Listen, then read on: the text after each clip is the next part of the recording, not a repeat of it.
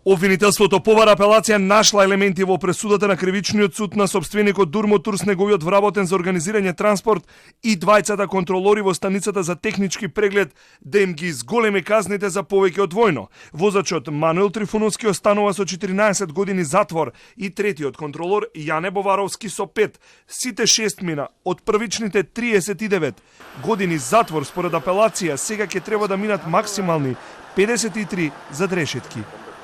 Обвинетиот Дурмиш Белули, казна затвор од 10 години. Обвинетиот Ремзи Мифтари, казна затвор од 10 години. Обвинетиот Игор Ѓоргиевски, казна затвор од 7 години.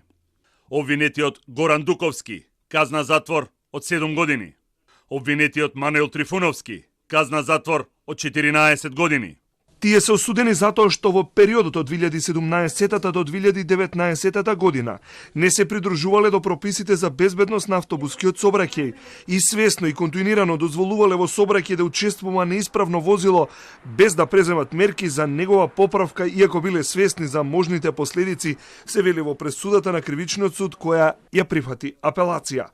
Второстепениот суд ги одби и жалбите за одштетно обарање во кривична постапка од страна на семејствата со укажување на доместоците за загубата да ги бараат во парнична постапка. Автобусот на Durmotours во 2019-та излета од коловозната лента во Ендегот кај селото Ласкарци и со себе однесе 14 човечки животи.